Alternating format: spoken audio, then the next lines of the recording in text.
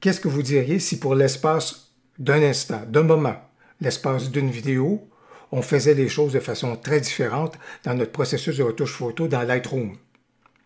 Voir ce que ça pourrait nous amener, voir les horizons que ça pourrait ouvrir, voir les façons différentes qu'on viendrait découvrir pour travailler nos photos dans Lightroom. Est-ce que ça peut vous intéresser? En tous les cas, il s'agit d'une expérience que je fais aujourd'hui en votre compagnie et c'est ce que je vous propose maintenant. Si c'est la première fois que vous visionnez une de mes vidéos, bonjour, mon nom est Louis Lavoie, je suis l'auteur du blog et de la chaîne fairedelabellephoto.com. C'est une chaîne qui s'applique à partager avec vous des trucs, des conseils, des astuces de même que des découvertes afin que vous puissiez progresser dans le domaine de la photo. Si vous aimez des vidéos comme celle-ci, n'hésitez donc pas à cliquer sur j'aime, n'hésitez surtout pas à vous abonner. Et je vois que vous vous intéressez à la retouche photo avec Lightroom, ben ça tombe bien, j'ai justement plusieurs vidéos sur ce sujet. La technique que j'envisage aujourd'hui, dans le fond, vise à essayer d'avoir un peu plus de contrôle sur les effets qu'on a à certains endroits dans notre photo.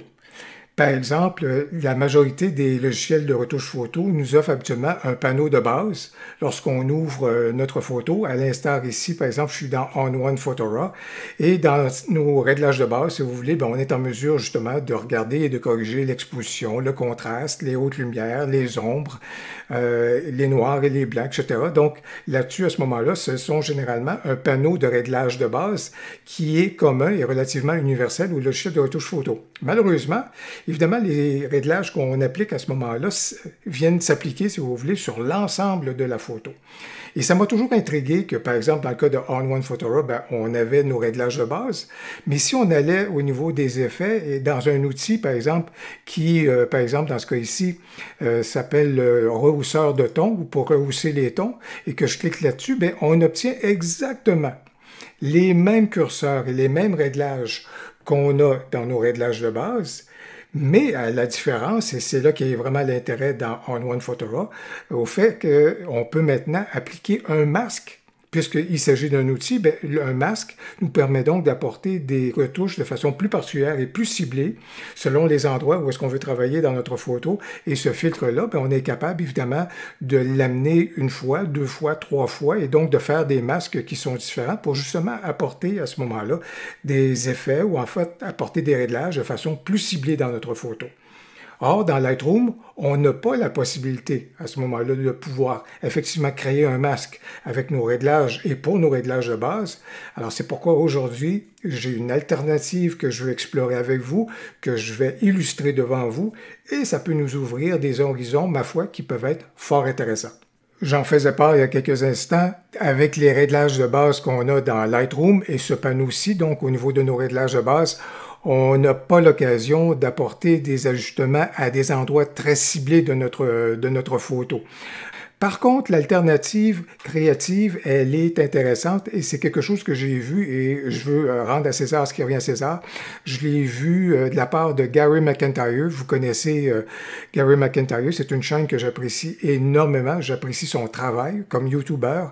Et quand j'ai vu cet élément-là, j'ai dit « Oh, il y a une piste intéressante de ce point de vue-là », un peu à l'instar de ce qui est reproduit donc dans On1 Photora avec le filtre et les masques. Alors, si au niveau de nos réglages de base, bien entendu, vous connaissez les curseurs, vous connaissez les contrôles qu'on a, vous le savez qu'à ce moment-là, on n'est pas capable de faire un masque. Par contre, dès que je me tourne vers un des filtres, à ce moment-là, dans Lightroom, que ce soit le filtre radial, que ce soit le filtre gradué, etc., ou encore, voire même le pinceau, ça nous ouvre déjà des possibilités de contrôle qui s'apparentent tout à fait à nos réglages de base. Alors, dans ce cas ici, vous reconnaissez la majorité donc des curseurs qu'on avait au niveau de nos réglages de base. La beauté de la chose, c'est que le recours à un filtre nous ouvre la possibilité de masque. Et dans ce cas ici, donc, je vais donc créer un masque de luminance. Et comme vous pouvez constater, le masque actuellement s'applique donc à l'ensemble de ma photo. Mais je vais vous dire que mon premier cercle radial que je viens de créer, je vais le destiner aux hautes lumières. Alors, c'est pourquoi qu'au niveau du masque, donc de luminance, je vais profiter de la fonction que j'ai ici de pouvoir circonscrire mon masque à ce moment-là pour l'amener donc dans le registre donc des hautes lumières en particulier. Et donc, je regarde à peu près là où est-ce que je voudrais que mon masque intervienne au niveau donc des hautes lumières. Et ça ici, ce serait donc un premier rayon d'action, je vous dirais, donc au niveau de mes éléments. Ça, ce serait très bien. Dans ce cas ici, qu'est-ce que je vais faire par la suite? Je vais dupliquer mon cercle avec le bouton droit. J'ai donc un deuxième cercle qui vient donc de s'appliquer. Et dans ce cas ici, au niveau du rayon d'action du masque en question, lui, je vais vouloir le consacrer au ton moyen. Alors, encore une fois, si je demande d'afficher le masque en question, je sais que mon dernier point était à 61. Donc, ça veut donc dire que mon élément, je vais l'amener ici jusqu'à 61. Et je vais circonscrire à ce moment-là mon rayon d'action, le rayon d'action de ce deuxième cercle-là que je viens de créer, ou de ce masque-là au ton moyen, à peu près jusqu'ici. Alors, voilà donc pour mes tons moyens. Et je vais encore une fois dupliquer mon cercle radial, et vous le devinez qu'à ce moment-là, ça va être ma zone donc des ombres et des noirs. Donc, ça veut donc dire que ça va aller de 0 à une valeur de 0 jusqu'à 25, donc au rayon donc du masque. Alors, en définitive, ici, c'est donc mes hautes lumières, ici, c'est mes tons moyens, et ici, c'est donc mes ombres, de même que mes noirs. Alors, comme vous pouvez le constater, je viens de me créer donc une configuration qui me permet donc d'apporter, grâce à mes curseurs, des retouches qui vont être spécifiques à chacune des zones que je viens donc de créer. À partir de maintenant, c'est plus facile et parfois même plus confortable à ce moment-là de travailler par zone et par secteur, en sachant qu'à ce moment-là, ce qu'on vient faire n'a pas d'impact sur les deux autres secteurs. Par exemple, dans ce cas-ci, je peux très bien vouloir réchauffer, si on veut, un peu plus les hautes lumières, en sachant que je suis en train d'apporter quelque chose au niveau de ma balance de blanc qui est spécifique aux hautes lumières. Au niveau de l'exposition, à ce moment-là, je peux vouloir ouvrir un peu plus l'exposition au niveau donc des hautes lumières, sachant que je ne veux peut-être pas nécessairement avoir un effet qui est similaire au niveau de ma zone des noirs et, des noirs et des ombres. Pardon. Au niveau des hautes lumières ici, on sait que je suis capable à ce moment-là d'apporter des éléments au niveau de mes hautes lumières. Encore une fois, sachant que ici, à ce moment-là, ça n'aura pas d'impact sur mes deux autres zones. Par exemple, j'avais un écart ici au niveau de mon histogramme et je suis donc capable d'apporter quelque chose qui est spécifique à ce moment-là aux hautes lumières, à ce moment-là, pour pouvoir effectivement corriger l'absence d'information dans mon fichier. Dans ce cas ici, ce qui est intéressant également au niveau de ma texture, je suis capable d'apporter des éléments soit pour garder quelque chose qui est un petit peu plus vaporeux au niveau de mon ciel, mais je vais être capable d'apporter de la texture au niveau de mes tons moyens. Alors, vous voyez toutes les marges de manœuvre qu'on est capable donc d'avoir, puis qui sont intéressantes à ce moment-là, sachant qu'on travaille d'un secteur à un autre. Alors, dans ce cas ici, juste pour vous montrer là où est-ce que j'étais en train d'intervenir, j'étais donc en train d'intervenir particulièrement donc les hautes lumières, donc particulièrement au niveau donc du ciel. Peut-être une chose qu'on n'a pas nécessairement au niveau de nos curseurs que j'affectionne beaucoup, évidemment la vibrance, on le sait qu'on l'a dans les réglages généraux, mais on ne le retrouve pas ici. Alors c'est pourquoi des fois il va falloir se tourner un peu plus vers la saturation, mais sachant que dans ce cas-ci, je suis en train de saturer les éléments qui sont propres aux hautes lumières.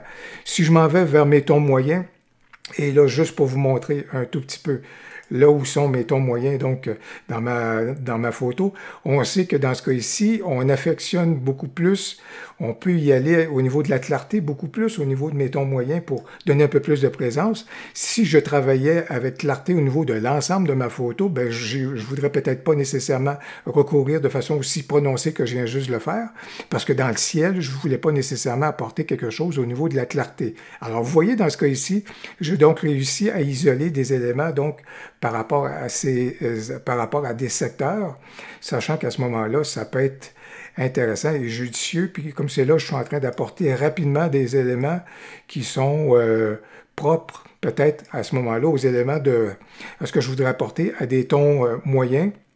Puis tiens, j'irai peut-être aussi dans cette direction-là. Et finalement, au niveau de ma zone, donc, des noirs et des ombres, encore ici, je vais juste vous montrer là où est-ce que je vais être en train d'intervenir, donc, au niveau de ces éléments-là. Dans ce cas ici, à ce moment-là, je vais appuyer de façon plus prononcée sur le contraste. Peut-être qu'au niveau des noirs, je vais juste regarder au niveau des noirs qu'est-ce que j'en suis. Ça, c'est tout à fait correct. Je vais peut-être ouvrir les ombres un tout petit peu par rapport à ces éléments-là. Contraste, tout ça. Clarté, bien sûr.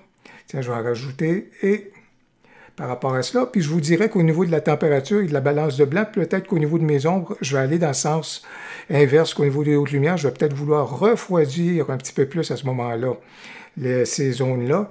À ce moment-là, et ça me permet, puisque j'ai créé un masque qui est propre à un secteur et à un autre secteur, de pouvoir jouer dans des opposés à ce moment-là, comme je suis en train de le faire. Je peux également poursuivre évidemment la retouche comme je le ferais d'habitude. Ici, avec la courbe de tonalité, par exemple, je pourrais aller vers un effet mat, comme je l'ai illustré dans un récent tutoriel. À ce moment-là, ça pourrait être intéressant d'apporter cela ici.